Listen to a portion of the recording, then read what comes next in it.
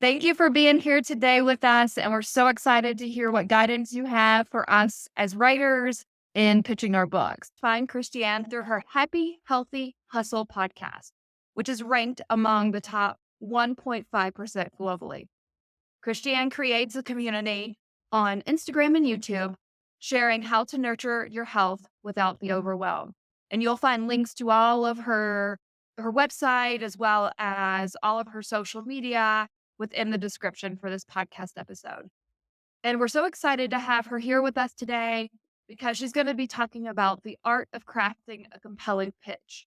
Regardless of how a writer ends up publishing their book, whether you go the traditional route, whether you go self-publishing route or something in between, you're going to have to market your book, whether that's pitching to an agent or whether that's simply pitching to a potential reader.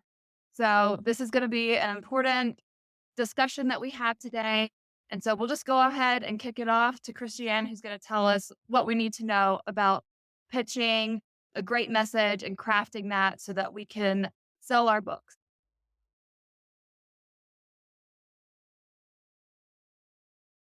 Awesome. Well, thank you so much. So, what you can maybe hear from my accent is I am from Europe. And what I always embrace is that we kind of really think a little bit about how can we use our backgrounds to our best, right? And best meaning not necessarily as like the best as like becoming these stars or celebrities, but more letting our own superpowers shine and share with others because it also makes you more confident. So I really think I embrace my European background. I am from Germany, which many people associate with efficiency, right? So I'm a very numbers and efficient driven person. But at the same time, I also like the little fun things in life.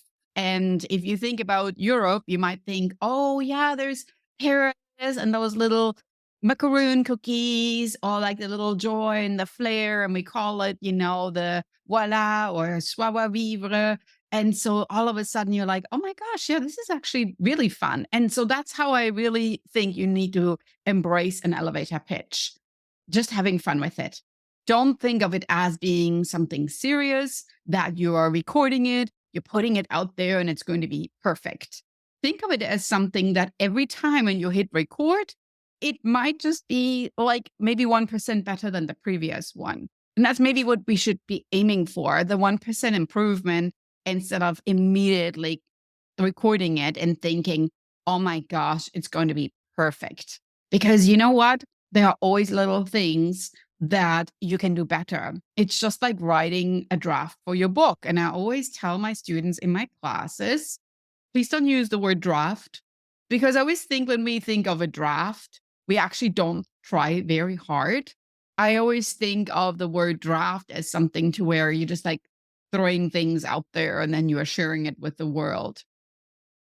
I always tell my students, put your best out there and then close it down and maybe look at it on the next day and then say, all right, I'm happy with where this is right now and I'm going to share it.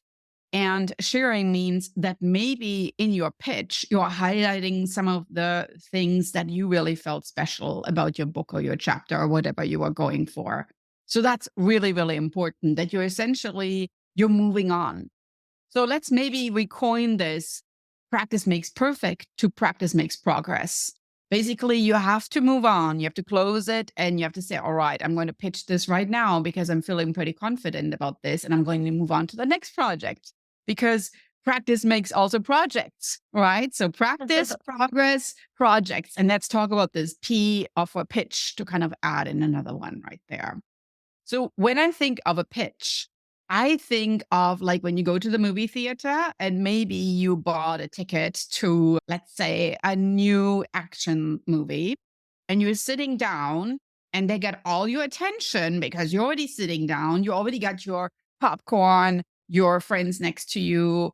Speaking of the P, your partners, your popcorn, you're in a place, right? And so then you can't really help it, but you're going to look up front to the screen.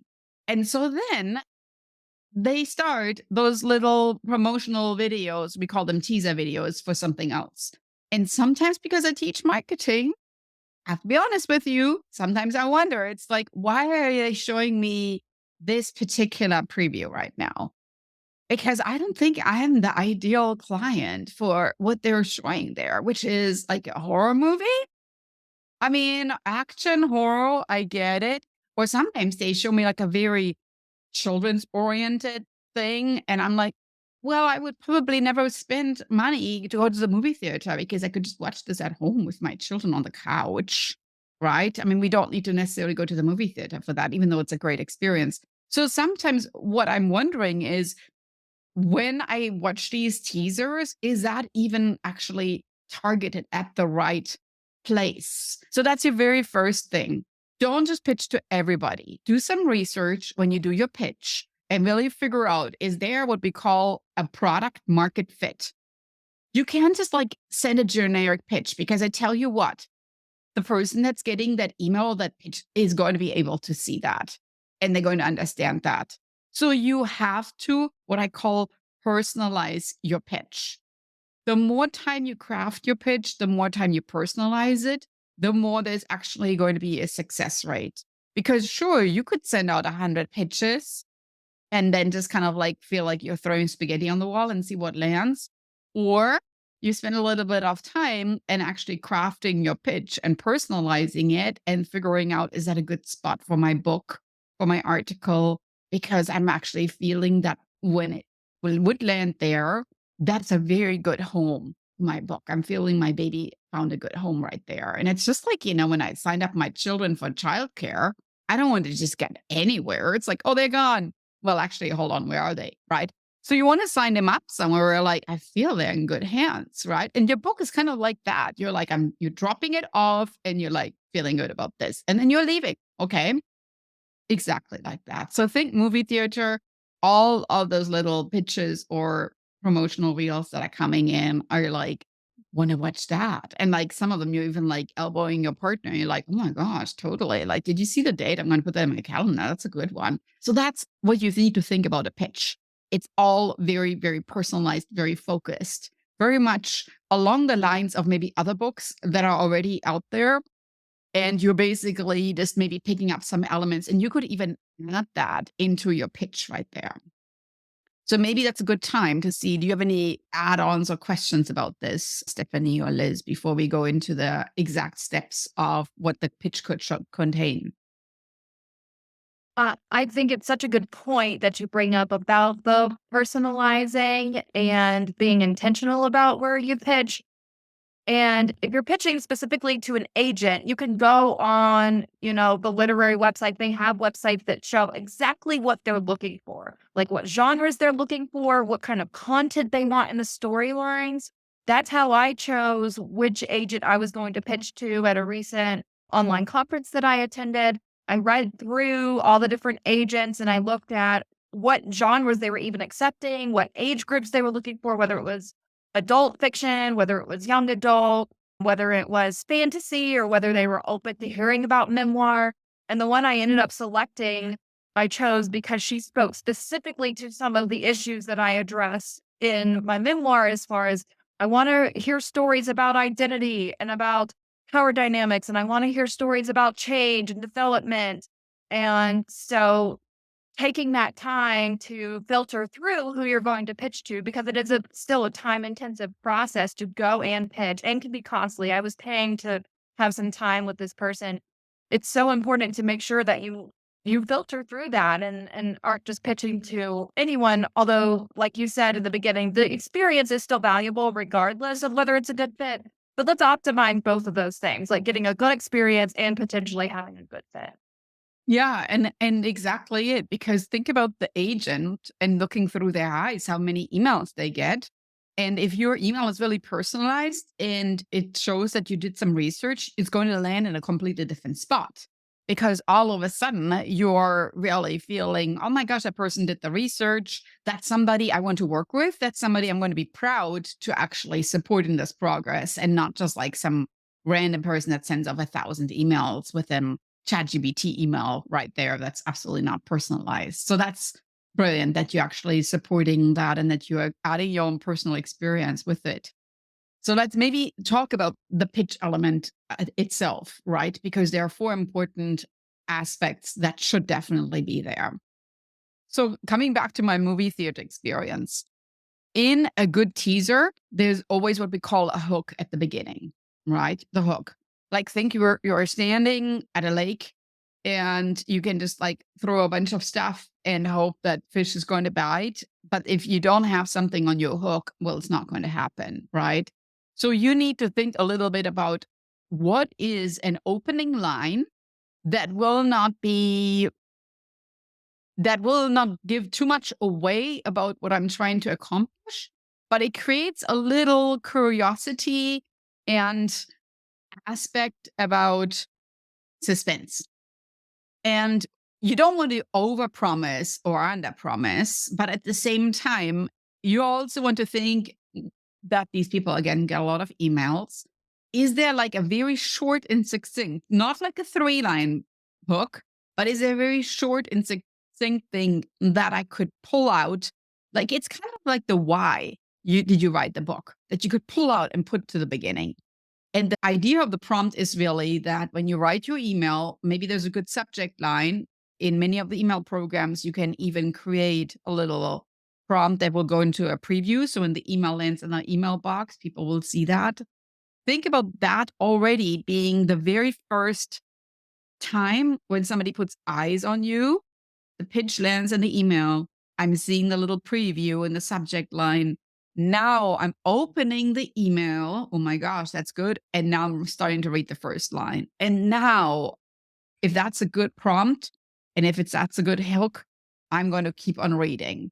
So don't just think of writing up this long, drawn out thing. And by all means, let's not start with, and I get these emails all the time, right? That are kind of like, hello, my name is da da da da. It's like, well, I got that. I got the emails. I know what your name is. You don't need to introduce yourself. We're good now, right? There is an address. You don't need to say that. And sometimes actually it gets filtered as spam because it could be somebody that's asking you to support their business venture. And then you're like, okay, this is just one of those. So think of creating maybe I like questions a lot in hooks. I like facts a lot. Like, did you know that? Da, da, da, da, da, da. I like that a lot. There's a lot of different ways how you can create a compelling hook without giving too much away so that people still keep on reading. Right?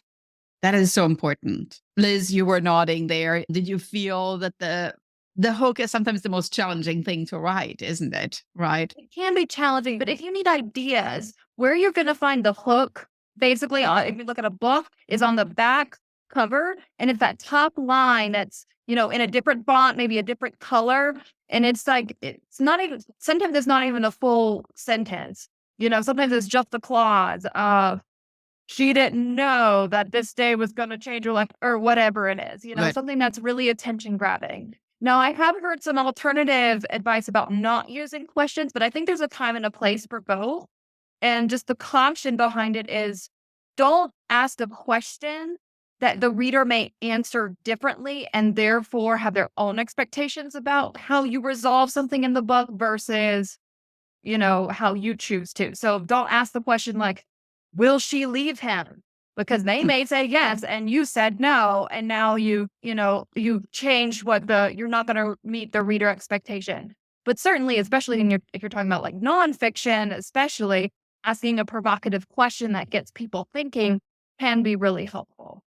Yeah, and I like to use a strategy myself a lot to where I write something like this may be controversial, dot, dot, dot. Because it also creates authenticity with you. You immediately, and this is actually the second thing that we're going to talk about. So the first thing, the hook. The second thing is the most important thing. It's positioning. You have to, after the hook, position yourself. Who are you? What's your intent? And how do you fit into the agent, this particular publishing house, and the genre that they're really going for? So really, really important. Very succinct bio, not the one that's like the 1,000-word bio, but like very short. And that's maybe where you put previous publishing experiences or any awards, anything. You don't have to go overboard, just a very few words. So maybe 2, 3 lines. But that positioning is so important because after you hook and you say, this might be controversial or something like that, and then like, however, in my previous publishing experience of 2 children's books, da da da da da, I showed that the controversy is actually sparking discussion and it's leading to a more authentic and relevant blah, blah, blah, blah, blah. And so you're kind of like, oh, okay, now this actually makes sense. She's not just like stirring the pot, but it actually is her genre or something along these lines. And then you can weave that in without being asking a question that you will never answer. So I like the question part, but at the same time, I completely agree with you. It's not good to have a question that A, you will never answer, or B, where people make up their mind and then they continue reading the email and they're like, well, that's not kind of what I was going for. So the do you know, answer those facts. And of course, those are true facts, or this might be surprising is good, or anything like that. It's in general good for your hook to be something that is like a conversation with a friend. The whole pitch should be very conversational, short sentences, very excited and passionate, and you can actually record it on your audio on your phone while you maybe walk around. So keep moving instead of in front of the computer when you might feel like a lot of pressure to perform. It's not really a performance. It's more really just like sharing the spark of passion that you had when you wrote the book. And sometimes when we are sitting in front of a computer, we don't feel that same spark because there's just so much pressure. So what I always recommend is just record first the audio. And then what you can even go back into is just read the audio in front of the camera because your audio is excited enough that maybe when you read it, you're getting that excitement back instead of sitting there and feeling, oh my gosh, what am I going to say now? And I'm not going to have filler words and I don't know where to look and where my hand's going and all that kind of stuff. So that sometimes helps. I think that's cool advice to almost create a transcript for yourself in a time when you can really dig into the passion behind it and the reason behind why you were excited to write this book in the first place, and capturing that through the words and then using those same words to then elicit the passion that you need to have once you actually get in front of the camera. I think Yeah, that's a nice hack. love it. And actually, I always say if you have a really good hook, I know the eye contact is super, super important. However, in those first 10, 15, 30 seconds, if you do send a video pitch or maybe you're writing an email pitch, you're going to lose somebody. So if it's really a brilliant hook, but you just cannot memorize it, it's actually more important that you maybe use a teleprompter or that you get that written down than bitching, kind of like ditching it and feeling like, oh gosh, it didn't go so well, whatever. I am very much in favor of saying it didn't go so well, let's move on. But actually, the time between clicking start in 10, 15, 30 seconds is super crucial because you're going to lose somebody. And if you lose somebody, they will not come in or they will not skip to a later part in the video or a later part in your email. So think of that first element. You can totally use a teleprompter. As I say, you can look down, you maybe look up, you can put post-its around your screen, play around a little bit. I've actually had my husband hold like a little whiteboard behind a screen, and I basically was just looking up and I was reading. It's all right. We are all human. And sometimes those little hiccups and mistakes just make you more human and more relevant. And people will actually connect more with that than having like a super polished video full of stock images, which looks like totally fake, right? So that is actually something that I always embrace. If there is an important element, just get it out the way that you wanted to get it out and don't worry about maybe, that it's read or something like this. If you feel like that's the best way of saying it, then just read it. It's all right, and then after that, when you feel more comfortable, let go of that script and start narrating more in your own words. That's a similar advice to what I've heard Shonda Rhimes give in her master class of when she has people come pitch, screenwriting ideas to her. Ultimately, she's looking for the story. She doesn't expect each screenwriter to be this super engaging personality, to be, extroverted or outgoing. It's a very nervous process, and she understands that, from her going through it herself. And she had the same sort of underlying message that you're sharing here of just get the the content out, the story out, even if that means you're reading straight from a page, because what I'm buying is the story. And yes, there's an element of can you represent yourself well, but I mean, we know that majority or a large significant portion of writers are more introverted, and so that's okay if you aren't comfortable or super outgoing and being able to memorize something. You're not the actor being hired for this scene. That's okay if that's not how that looks for you. Just make sure you get that beautiful content so that that is what can be assessed. That's really good advice. And that will actually lead to the next one. So, yeah, we talked about the pitch, right, in terms of starting with a hook. Then we talked about your personalization being really important. Then we talked about positioning. So now you positioned yourself in terms of you're the expert and your background a little bit. So let's talk a little bit more about another P, which is called the product. Because now, of course, you have to talk about what you're actually pitching, right? Description of the product. Of course, you're so into this that at that point, you're like, I didn't even know how to summarize it. It might be that maybe you look at the backside of the book and that's maybe some of the little best tidbits that are there. But I always say that think a little bit about the very, very best pearls that you're putting out there. It's like you're walking past a window of a jewelry store. They're not going to put like the cheap necklaces out in the window and you're like, well, I don't know why I would go in there. You have to be something attention grabbing right there. Like the description about your product has to be attention grabbing and I can't emphasize that enough, it has to be differentiated enough to where they feel this adds on to the existing line of products that we already have. So the description of the product is straightforward. And at the same time, I like to use the word unlike. So it could be establishing a comparison between the product that they already have. And then you could say, unlike this book, I am adding the perspective of this detective and how she investigates, da, da, da, da, da. Or unlike other memoirs, mine is focused on the burnout that I experienced when I turned 40. Unlike, so then all of a sudden they're like, oh, this is kind of unique. And in marketing, we actually call it the unique selling proposition or USP. The uniqueness has to come through in the product description.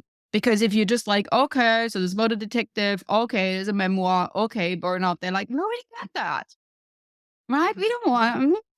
So the uniqueness is not overselling, but it's more, I deliver a unique contribution to blah, blah, blah memoirs by focusing on that. And that is the ultimate, like, bread and butter of a pitch to where you figure out, okay, I don't need to go out of my way to work with this author. It sounds like they're just becoming part of the family, right? And that's so important. Right. They want to see how it's going to fit in with the rest of their like product line. That was some of the feedback I got when I pitched to this agent. And this was, again, my first pitch. And she said that, well, everyone struggles with this and everyone is blah, blah, blah, which I get. And to me, that was why everyone's going to buy the book because this is something that everyone struggles with. But while that may be true, at that moment in the pitching, you have to recognize that this agent and the ultimate, traditional publisher are looking at this as a business, right? And they're looking to see what they can market, what they can sell, what they can distinguish in the marketplace.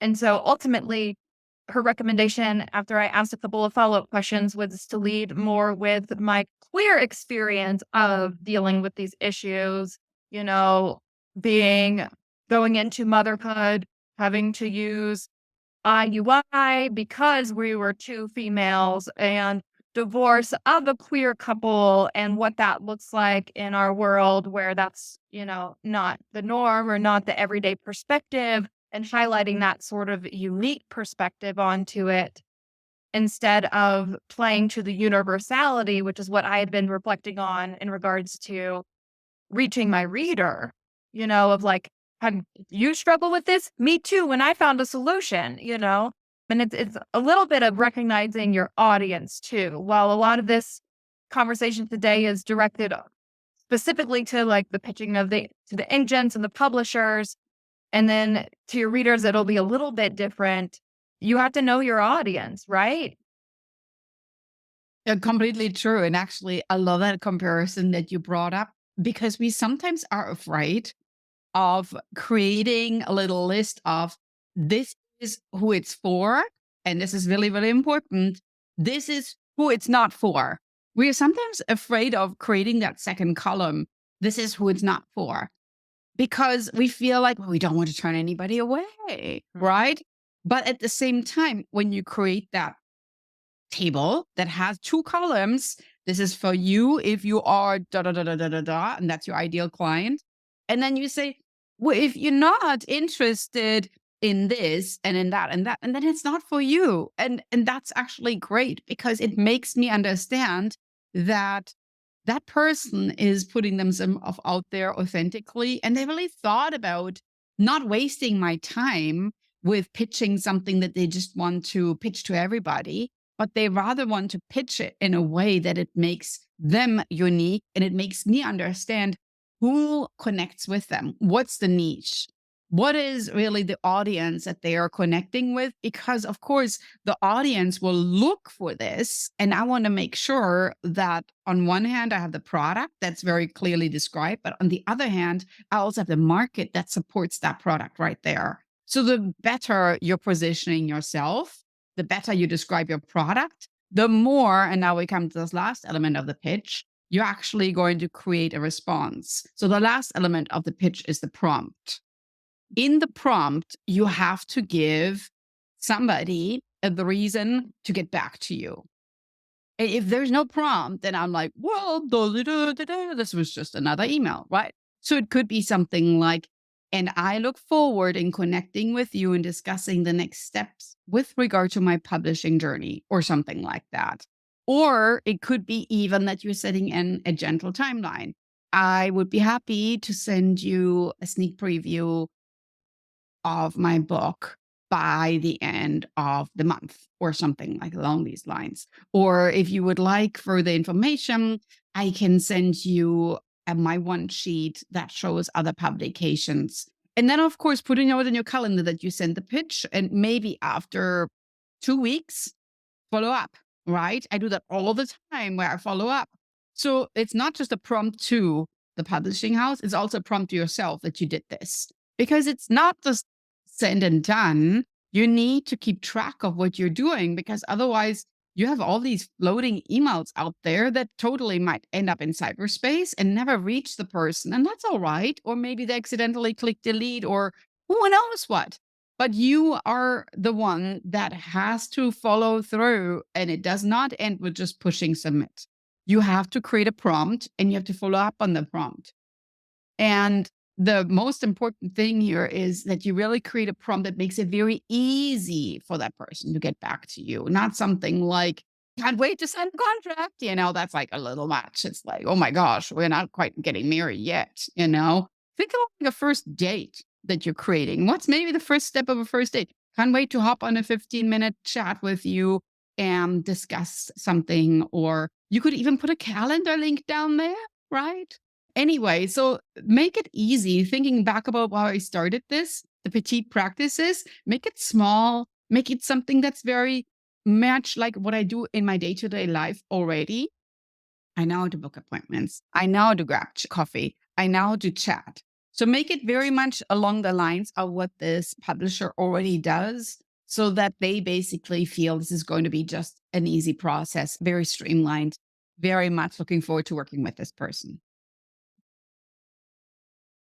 Do you have much experience with, I forget the names of it, like like submittable queries, like maybe it's Query Finder or where it's all housed within like a website, right? Where you then screen the agents and then they have, specific things that they're asking for. Are you doing this same template in those spaces, or is this purely if you like reach out through your own means, but whether that's email or whatever? Good question. So I actually use both.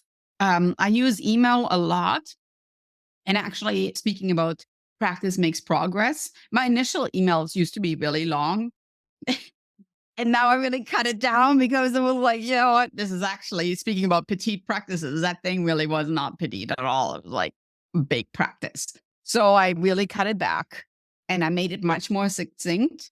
And, speaking about ChatGPT, if you really struggle cutting things down, you could put a prompt in ChatGPT and say something like, make it to the level of a seventh grader. Simple sentences, bulleted lists, and then you can edit it back. And you're like, okay, actually, now we cut it back. Or wait, whatever, cut it back from this many words to that many words. And then you edit it again and customize it because sometimes it's hard to cut things back. So I do that. With regard to the forms, I do fill out a lot of forms in those query forms and where I put in information. And I created a Trello board. And in my Trello board, I save all my links. I save introduction, bios, images, everything that I need to upload because I fill out so many of these pitches that I realized I was asking for the same stuff, right? And so in my Trello board, everything is there. And then I basically just copy and paste it and put it in the little elements in the form. It's usually asking, social links, social proof, other places where you published, headshot, maybe a cover art, anything like that. And then you just go through and you're like, dun, dun, dun, dun, dun, dun, instead of like, every time you start this process again. What I like a lot is keeping some kind of track that you actually submitted this. So in my Trello board, I also sometimes I have a Google sheet where I actually say where I applied to, and that helps me then to follow up. Because again, you submit something, you're like, was it I submit last week? I don't even remember, right? I have that all the time. Well, what did I promise them? Did I promise them? Did I say I would send something within a week? I don't even remember. And then you need to find it and it wastes time. So making it efficient means when you send it, you'll make yourself a note. And I like in my calendar, I like to create reminders. So for instance, I might put in send pitch and then I just put it on repeat. And maybe in 2 weeks, that sent pitch will come up as a little reminder in my calendar and will remind me that I sent the pitch and then I can follow up on it. Nice. Very cool. Do you have any sort of advice, guidance, inspiration for those who are simply hesitant or scared to make that first step, whether it's because they're fearing rejection or they don't know where to start or it just feels overwhelming? Oh, for sure. So here's my best piece of advice. And if you ever hear it differently, it's probably not honest. You're going to get so many rejections and so many no's that it's unbelievable. The more you pitch, the more no's you hear. But in a certain way, that's pretty good, right? Because I would say the number one failure is really that you're not even putting yourself out there, right? So not even trying will crush more dreams than failure ever will. That's how you need to think about it. If that was your dream to write the book, then it's a failure not to pitch it. So now you wrote it. It's kind of like you're at the Olympic Games and you ran the marathon, writing the book, and then you slow down before the finish line. It's like, what? It's like people on the TV. It's like, before they start walking, what? You want to win. Exactly. Everybody cheered you on. And if you need that kick in the fanny, just create accountability partner. Say, in 1 week, I'm going to get my pitch together. So you'll have to go through the finish line. It doesn't end with just writing it. So my word of advice to you would be that if you already created it, then just see it through. Because now putting yourself out there is what everybody else has done. All these amazing authors got rejected so many times. And if you ever read from somebody that they immediately got accepted, absolutely not sure. I think that all famous authors probably have, if you were to print it out, like whole binders of rejection letters. And you know what? Just keep going. Because that's the beauty of it. I think that's just something, if you can say you got 1,000 rejection letters, that just means you pitched a lot. Yay for you, right? So think about that every time you keep going, because I think that's really when a lot of the failure happens, that you look at the no as being a personal thing, and it's never personal. That adds another P right there. It's not personal. It might just be that they didn't appreciate who you are and what your book is all about, right? Just it wasn't the right fit. So be it. Keep moving, you know? Yes, keep moving. Beautiful. I love that. I think that's going to be so helpful for people. We do have an upcoming guest coming up in a couple of weeks that is in the pitching process of talking to agents with these traditional publishers. So she's going to be able to speak to that, like, being on the grounds experience, which will, I think, piggyback really nicely off of this conversation today. Thank you so much for being here with us and for inspiring these writers, both here today in this Zoom chat, but also those that will get to hear this episode. Stephanie, do you have anything else that you'd like to add today? The only thing I want to say is thank you so much. And another piece that comes to mind is purposeful. You really honed in on just how purposeful and focused we need to be as writers. And I love your advice at the end about allowing for the rejections. And I know it's definitely a hard part of it, but your advice was spot on. Yeah, Thank you, listeners, for being here today. Again, we will have her links in the show notes. Please follow her, listen to her podcast. She's got lots of amazing resources available. And anything else you'd like to say before we yeah, I love what Stephanie just added. And what I always think too is with regard to purpose, right? So sometimes it helps if you may be like in the moment and it's just a little bit too much to step a little bit away from it and create a little bit of a boundary too, because you might be so in the moment where you're feeling, oh my gosh, like that's like the last thing I need to do. But maybe allowing yourself to step back and kind of creating a little bit of celebration of what you just completed will actually translate into your pitch because it's pretty monumental if you think about that. So don't feel like it's a burden to create a pitch. It's actually a celebration. It's just like the last thing and it's like the little crown on top of everything. I love that. Thank you so much for being here. Thank you so much.